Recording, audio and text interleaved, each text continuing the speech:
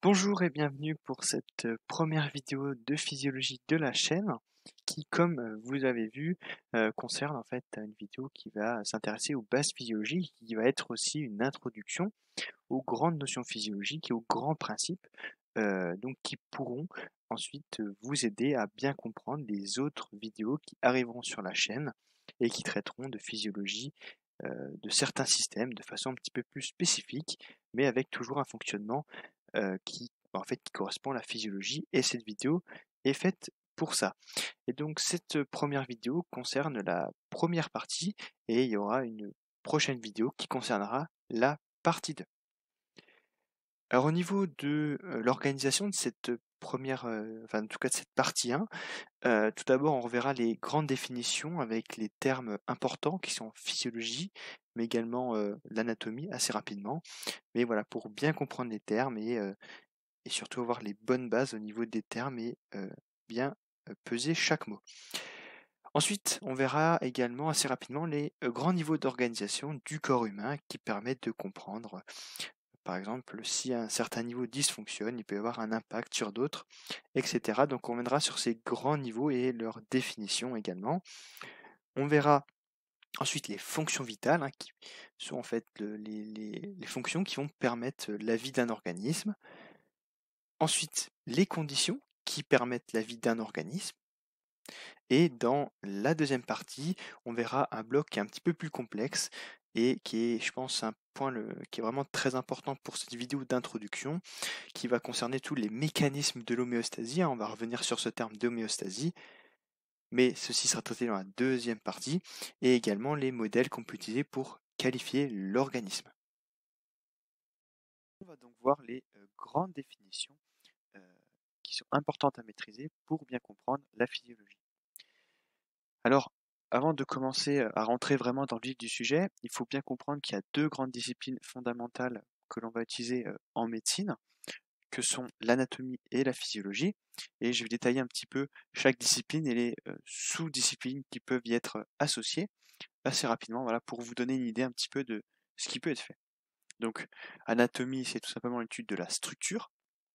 On regarde le corps humain sous un état statique, hein, et le 90%, ça correspond en fait à la proportion en fait, de personnes qui correspondent à la description des planches anatomiques. Donc 90% des personnes correspondent aux descriptions qui sont faites, et on a une petite partie, mais une partie quand même importante, 10%, qui voilà, peut avoir des variations. Voilà, c'est juste pour vous donner une idée de ce chiffre. Et la physiologie, qui est un petit peu à l'opposé, mais ces deux disciplines que sont l'anatomie et la physiologie sont bien sûr complémentaires. Et la physiologie, c'est l'étude du fonctionnement du corps humain, notamment pour le maintien de la vie. Et on regarde le corps humain sous un état dynamique avec différentes interactions. Alors l'anatomie, il y a d'abord l'anatomie qu'on va dire macroscopique, c'est celle qu'on connaît en fait le mieux quand on pense à anatomie. C'est les choses que l'on va pouvoir décrire, l'étude de la structure à l'œil nu. C'est bien macro, c'est-à-dire que c'est gros, macroscopique. Et donc il y a plusieurs disciplines, anatomie régionale ou topographique. On va observer une région et on va la décrire avec toutes les structures, qu'elles soient vasculaires, musculaires, etc., nerveuses. Ensuite, on a l'anatomie des systèmes. On va étudier chaque système séparément, système vasculaire, système musculaire, vraiment séparés pour voir la globalité du système à l'échelle de l'organisme. Et ensuite, anatomie de surface. Et ça, c'est d'anatomie. On va repérer différents reliefs au niveau de la peau. C'est ce qui peut être utilisé notamment par les infirmières pour aller voir également où sont les veines, également palper les poux, etc. Ensuite, il y a une deuxième grande, on va dire, sous-catégorie, c'est l'anatomie microscopique, qui, elle, microscopique, c'est-à-dire qu'on va avoir besoin en fait d'un microscope pour observer ces structures, donc on ne peut pas les observer à l'œil nu. Et on a deux grandes disciplines qui sont la cytologie et l'histologie. Alors très souvent on les étudie ensemble, voilà. Et donc la cytologie, c'est vraiment l'étude des structures des cellules en elles-mêmes, tandis que l'histologie, c'est l'étude des tissus, Et les tissus, c'est quoi? C'est un assemblage de cellules et on observe donc tout ça au microscope. Et notamment sur la chaîne, il y aura une vidéo qui fera une présentation assez générale des bases d'histologie notamment. Et ensuite, voilà, on peut aussi également avoir une autre sous-discipline qui est l'anatomie du développement, où on va avoir le développement des structures. Et la plus connue, c'est notamment l'embryologie. Voilà pour la partie anatomie. Et là, on va vraiment se focus à partir de maintenant sur la physiologie. Mais comme ça, vous avez une idée, en fait, un petit peu de l'anatomie de façon assez générale. Alors la physiologie, c'est quoi? C'est surtout au niveau des systèmes. C'est-à-dire que la physiologie va s'intéresser à l'échelle des... Enfin, on peut l'étudier à l'échelle notamment des systèmes. Et on reviendra sur ce terme juste après. On ne peut pas parler de physiologie sans parler du précurseur, et en tout cas de celui qui a initié les grandes notions, et c'est Claude Bernard, donc, qui est un médecin physiologiste français, et voilà, c'est lui notamment qui a fondé la médecine expérimentale et la physiologie notamment, et donc il nous a donné une définition de la physiologie, hein, qui est mentionnée juste ici, et qui nous dit que voilà, c'est tout simplement l'étude des fonctions et des propriétés des organes, hein, donc c'est vraiment basé sur le fonctionnement. On a une définition actuelle, hein, qui est un petit peu différente et qui vient modérer celle qu'avait fait Claude Bernard, mais qui est tout aussi claire, hein, qui est tout simplement l'étude du fonctionnement. Et également, quelque chose qui a été ajouté, c'est surtout le rôle que les structures vont jouer pour maintenir la vie des différents organismes. Et ça apporte beaucoup de notions. Mais voilà, physiologie, c'est tout simplement l'étude du fonctionnement du corps, avec pour objectif le maintien de la vie, hein, mais on va y revenir. Donc voilà pour ces définitions. Et après, voilà, il y a également ce qu'on appelle la physiologie intégrative, où on étudie l'adaptation, qu'on peut notamment étudier dans le cadre de l'exercice. Après voilà, ça je passe assez rapidement, c'est pas très important. Et en fait, l'addition de ces deux éléments, comme je l'ai dit, hein, c'est bien sûr des disciplines qui sont quand même différentes, mais qui sont complémentaires. Et en fait, qu'est-ce que ça vient apporter? Ça vient apporter le principe de complémentarité entre structure et fonction. Et qu'est-ce que ça veut dire? Ça veut dire qu'en fait, une structure détermine la fonction. Et on peut l'illustrer au travers de nombreux exemples, mais un des exemples qui est le plus simple à retenir et qui est assez visuel, c'est par exemple l'exemple des dents. Vous allez avoir des dents qui vont avoir plutôt une structure un petit peu en forme de couteau et qui vont donc permettre de couper, et d'autres qui vont plutôt avoir des fonctions pour broyer, etc.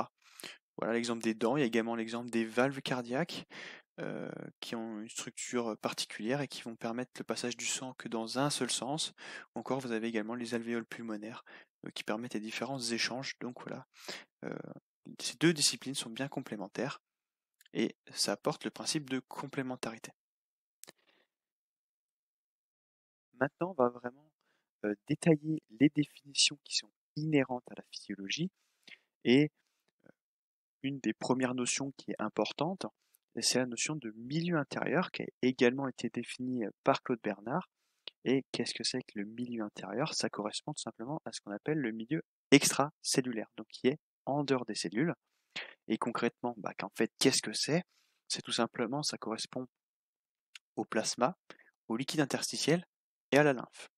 Alors on va revenir sur ces différents termes, hein, juste après, mais voilà, il faut bien comprendre que le milieu intérieur, il a également une fonction, bien sûr, c'est pour ça qu'on le définit notamment comme ceci, c'est en fait le pouvoir de s'affranchir des variations qui sont extérieures au corps humain, donc dans certaines limites bien sûr, parce qu'effectivement ce milieu qui en fait va entourer vos cellules va permettre en fait, si on veut bien, de tamponner et d'absorber des petites variations extérieures, et donc en fait ça va protéger, si on veut bien, le fonctionnement cellulaire, qu'il n'ait pas besoin à s'adapter aux variations mineures de l'environnement, et c'est notamment ce que permet le milieu intérieur.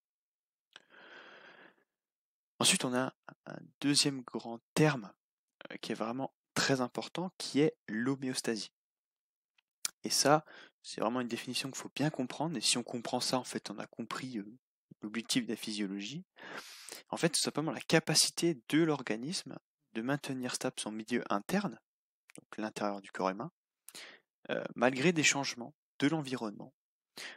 Et puis ça rejoint un petit peu le milieu intérieur, bien sûr, hein. Mais c'est vraiment quelque chose qui permet le maintien de la vie. Et on a une autre définition qui est un petit peu, qui peut être aussi plus explicite, qui est tout simplement l'état dynamique.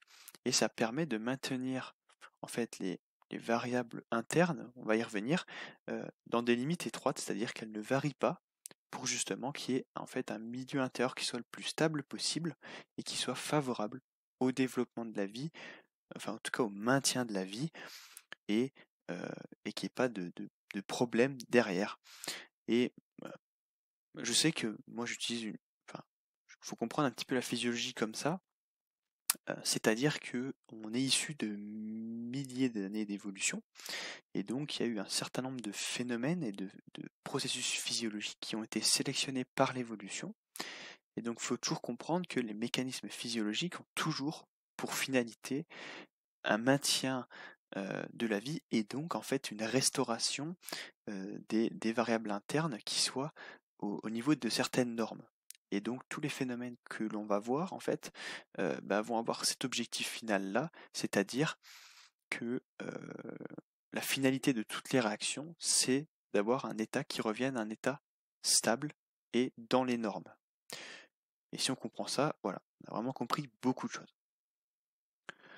Après, bien sûr, l'homéostasie est influencée par un certain nombre de facteurs, vous doutez bien, hein, il n'y a pas le même fonctionnement chez la femme et chez l'homme, hein. Voilà, le sexe, également le vieillissement peut avoir un impact, l'âge, l'hérédité, et également un certain nombre d'autres facteurs. Et ce qu'il faut comprendre, et c'est quelque chose qui est important, c'est que si on a un déséquilibre de l'homéostasie, je vais prendre par exemple le cas de la glycémie, vous avez un déséquilibre, vous n'êtes plus dans la norme de 1 g par litre. Si vous avez un déséquilibre, un excès de sucre de façon chronique, c'est le diabète, et donc voilà, c'est l'apparition d'une pathologie en cas de déséquilibre. Maintenant qu'on a vu les grandes définitions, on va pouvoir s'attarder un petit peu sur le niveau d'organisation. On va aller assez vite, hein, mais c'est important de bien le comprendre. Et surtout de bien avoir le vocabulaire de chaque terme au niveau structurel. Alors le premier niveau, en tout cas pour l'étude au niveau de la physiologie, c'est le niveau chimique. Et le niveau chimique est divisé en deux autres catégories. Il y a l'atome, hein, donc qui est le plus petit niveau d'organisation, hein, en tout cas dans notre étude. Et ensuite on a également la molécule, et la molécule, je pense que vous le savez, c'est l'assemblage de façon structurée de différents atomes. Ensuite, le niveau supérieur, c'est le niveau cellulaire. Donc vous avez également deux sous-niveaux qui vont d'abord être les organites qui sont composés en fait d'un assemblage de molécules, voilà. Et ce qu'il faut comprendre, ce sont des éléments fondamentaux de la cellule. C'est ce qui permet en tout cas son fonctionnement et son indépendance. Il y a également l'autre sous-catégorie qui est au niveau cellulaire, la cellule. Dans l'organisme, il faut savoir qu'il y en a aux environs de 200 types cellulaires différents, qu'on étudie notamment en cytologie, on l'a vu dans la première diapo. Et une cellule, c'est quoi? C'est la plus petite unité fonctionnelle des organismes vivants. Ça, il faut bien le retenir, cette définition. C'est une unité fonctionnelle. Ensuite, vous avez le niveau supérieur qui est le niveau tissulaire. Et le niveau tissulaire, c'est quoi? C'est l'assemblage des cellules entre elles. On va le voir avec la définition d'un tissu, c'est un ensemble de cellules qui vont remplir une même fonction. Et on assemble en fait nos cellules de façon structurée. Hop, elles vont remplir une même fonction et ça forme un tissu. Il faut savoir qu'il y a 4 grands tissus primaires. On y reviendra en détail quand on fera l'introduction à l'histologie, les bases histologiques, mais il y a le tissu épithélial, conjonctif, musculaire et nerveux. Et ils ont chacun en fait une fonction, et on y reviendra au moment voulu dans la vidéo concernée. Ensuite, le niveau supérieur du niveau tissulaire, c'est le niveau des organes.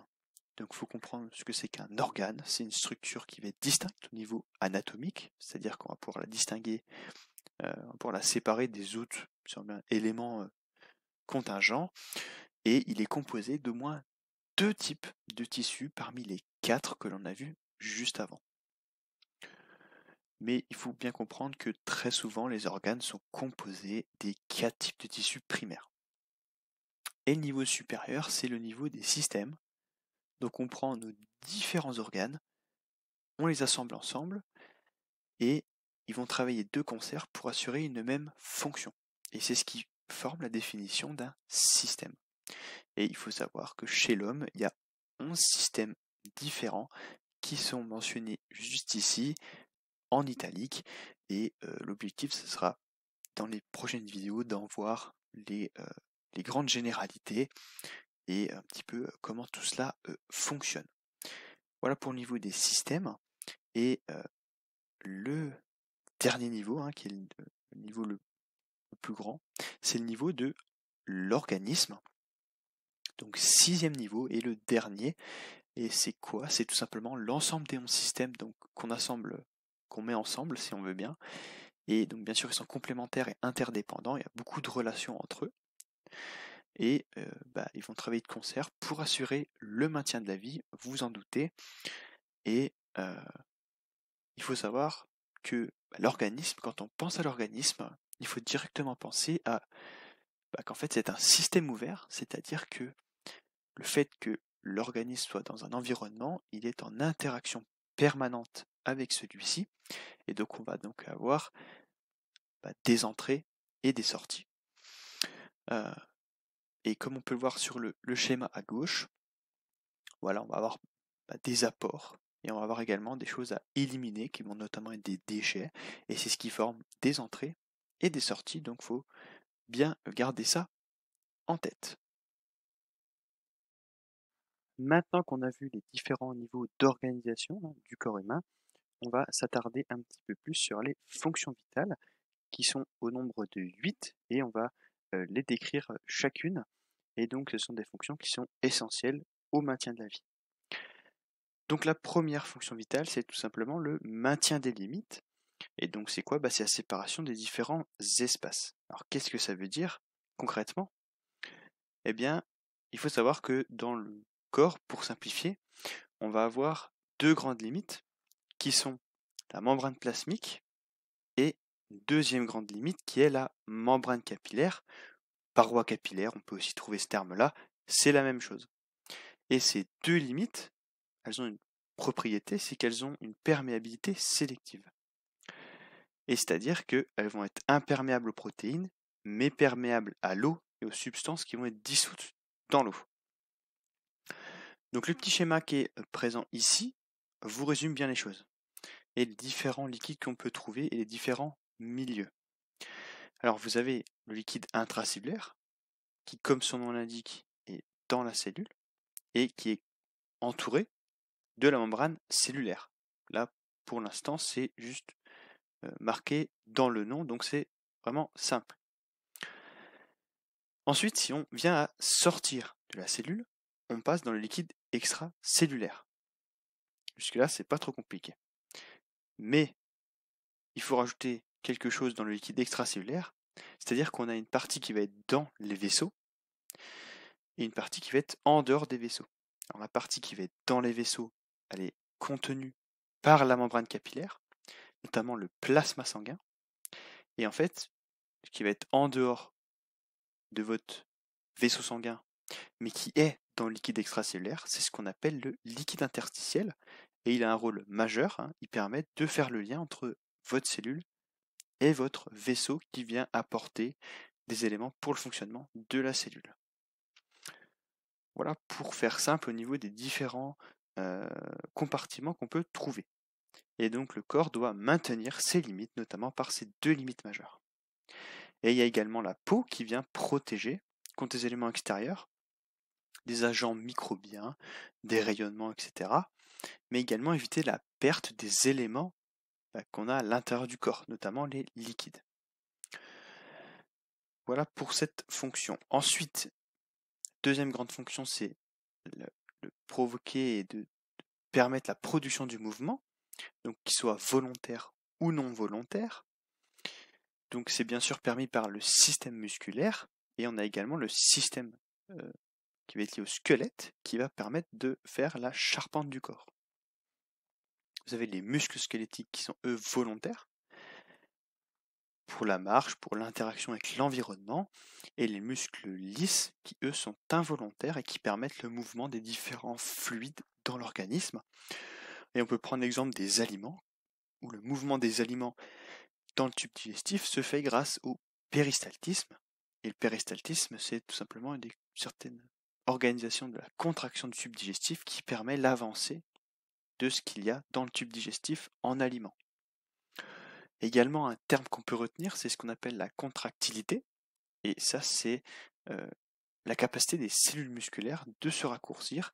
Et donc, ceci se déroule au niveau cellulaire. Voilà pour cette deuxième fonction. Ensuite, on a également l'excitabilité, qui est tout simplement la faculté de percevoir des changements dans l'environnement, par exemple, et d'y répondre. Qu'est-ce que ça veut dire ? Ça veut dire que vous allez avoir par exemple des cellules qui vont servir de récepteurs, qui vont détecter des changements et qui vont transmettre la détection de cette variation, notamment par intervention des influx nerveux, qu'on appelle également des potentiels d'action. Et c'est ce qu'on retrouve dans l'arc réflexe, où par exemple on va rapprocher notre main d'un foyer chaud, et on va avoir le réflexe de le retirer, c'est par l'excitabilité, c'est-à-dire qu'on a perçu le changement, et que c'était transmis, et qu'on a répondu, c'est-à-dire qu'on a retiré la main. Et pour faire simple, c'est ceci.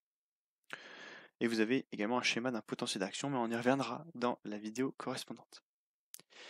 Ensuite, vous avez la fonction de digestion, c'est simplement la dégradation des aliments, pas trop compliqué, et c'est tout simplement le fait de les transformer en molécules simples pour qu'elles puissent être absorbées, notamment sur cette image où on voit bien les villosités intestinales qui permettent l'absorption. On y reviendra également. L'autre fonction indispensable, c'est le métabolisme. Donc c'est simplement un changement d'état, c'est-à-dire savoir la modification d'une molécule. Et quelque chose d'important, c'est qu'il y a deux types de métabolisme. Vous avez le catabolisme et l'anabolisme. Le catabolisme, c'est tout simplement une dégradation de molécules complexes en molécules simples. Comment on peut retenir ça ? Tout simplement, le catabolisme, ça va casser des molécules complexes, donc on peut le retenir avec ce petit moyen mémotechnique. Et l'anabolisme, c'est exactement l'opposé, c'est-à-dire qu'on va générer des molécules complexes à partir de molécules simples. On peut prendre l'exemple du glycogène. Si on vient faire un catabolisme de cette molécule, on va donc avoir des molécules de glucose, et l'anabolisme, on va assembler ces molécules de glucose pour former du glycogène. Voilà pour le métabolisme de façon très simple. Ensuite, la sixième fonction vitale, c'est l'excrétion. C'est-à-dire que l'organisme, par justement son métabolisme, va générer un certain nombre de déchets qui vont devoir être éliminés. Et il y a différentes façons d'éliminer les déchets en fonction de leur type. Ça peut être au niveau des selles pour le tube digestif, la bile, les urines et le dioxyde de carbone qui va être excrété au niveau des poumons. La septième fonction, c'est la reproduction de l'élément considéré. Et il y a deux niveaux à bien comprendre. Vous avez le niveau cellulaire et le niveau de l'organisme. Alors le niveau cellulaire, c'est la réalisation de la mitose. Vous savez tous ce que c'est. Et ça permet la croissance et la guérison, notamment par une division des cellules. Et il y a aussi le deuxième niveau, niveau d'organisation plus élevé, qui est au niveau de l'organisme, où il va y avoir une intervention des organes génitaux, mâles et femelles, notamment grâce à la méiose, qui permet d'obtenir des gamètes mâles et femelles qui, à terme, permettront de générer un nouvel être humain pour la pérennité de l'espèce. Voilà pour la partie reproduction. Et la dernière fonction, c'est la fonction de croissance, c'est-à-dire une augmentation de volume d'un organisme. Donc qui se fait par multiplication cellulaire, important, et également une activité anabolique supérieure à votre activité catabolique, c'est-à-dire que vous générez plus de molécules complexes que vous n'en dégradez. Donc ça paraît normal qu'on ait une croissance par multiplication cellulaire. Et vous avez ici un petit schéma d'une courbe de croissance que l'on peut notamment utiliser chez les enfants. Maintenant qu'on a vu les fonctions vitales, donc c'est ce qu'un organisme va devoir réaliser pour survivre, on va voir en fait les conditions qui vont devoir être présentes dans un environnement pour que justement cet organisme puisse rester en vie et qu'il y ait un maintien de la vie. Alors tout d'abord, ça paraît normal, l'apport de nutriments. Il faut un apport de nutriments donc qui sont apportés par l'alimentation et ils ont deux grands rôles. C'est un apport énergétique pour générer de l'énergie pour le fonctionnement des cellules et également ils vont participer à la constitution des cellules. On peut faire un petit point rapidement sur la diversité des nutriments. On va en avoir deux grands types, les macronutriments et les micronutriments. Alors les macronutriments, ils ont la propriété, si on veut bien, de pouvoir apporter vraiment de l'énergie. On voit les différentes valeurs avec les lipides qui apportent vraiment plus d'énergie que les autres. C'est pour ça qu'on dit que le gras, en fait, fait un peu grossir parce qu'effectivement, pour faire très simple, ils contiennent un petit peu plus d'énergie dans la masse correspondante par rapport aux deux autres macronutriments que sont les glucides et les protéines. Et vous avez donc également les micronutriments qui, eux, en fait, n'apportent pas réellement d'énergie directement, mais vont participer au métabolisme, ils sont indispensables, comme les macronutriments. Et donc ce sont les vitamines, qu'elles soient hydrosolubles ou liposolubles, et les différents minéraux qu'on peut également trouver. Voilà pour ce petit point nutriments. Ensuite, la deuxième condition vitale, c'est, comme vous pouvez vous en douter, la présence d'oxygène, qui est présent dans l'air, un certain pourcentage, et c'est vraiment une condition vitale, mais c'est vraiment une des plus importantes de celles qu'on va voir, parce que si on vient à manquer d'oxygène, très rapidement, on aura une mort cellulaire de certaines cellules. On peut notamment penser aux cellules nerveuses qui sont très dépendantes de l'oxygène et qui d'ailleurs n'ont pas de possibilité de régénération. C'est pour ça qu'aussi elles sont très vulnérables. Et donc cet oxygène va être indispensable pour dégrader les nutriments et donc générer de l'énergie pour la survie des cellules. Donc condition vitale très importante, l'oxygène. Ensuite, il y a également l'eau, H2O, donc qui compose une très grande partie de la masse corporelle. On va y revenir à la fin de la vidéo quand on va parler des modèles pour qualifier l'organisme. On va reprendre un petit peu les différents compartiments et leurs proportions en eau. Et donc voilà, il y a beaucoup d'entrées et de sorties qui sont primordiales pour la vie.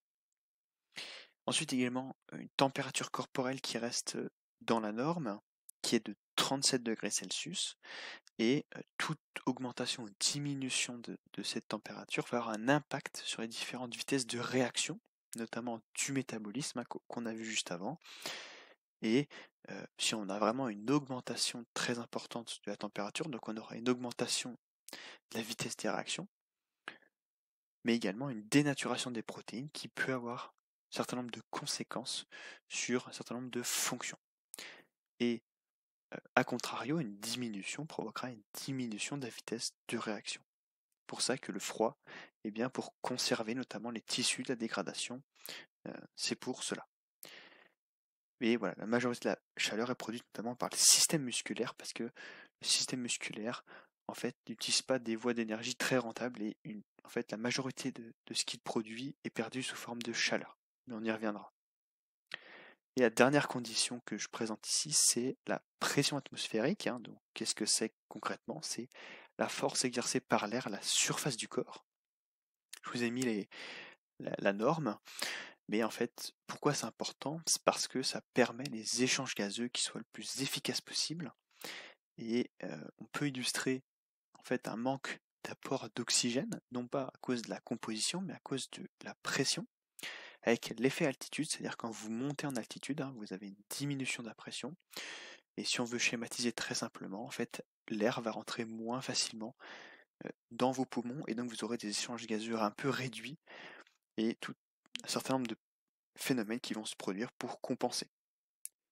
Voilà pour les différentes conditions vitales donc qui sont présentes en fait dans l'environnement et dont l'organisme va se servir pour le maintien de la vie.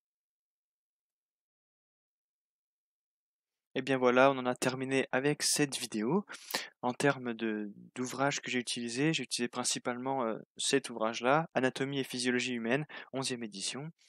Et vous pouvez bien sûr retrouver un certain nombre d'éléments dans cet ouvrage si vous voulez compléter, etc.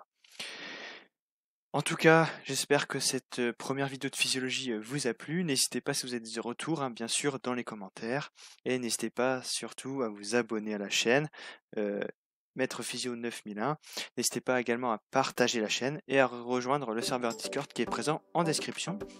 Et j'ai plus qu'à vous dire à très bientôt pour une prochaine vidéo. Également, n'hésitez pas à aller voir la partie 2 hein, qui vient à la suite de cette première vidéo, donc de la partie 1 de cette introduction à la physiologie et les bases physiologiques.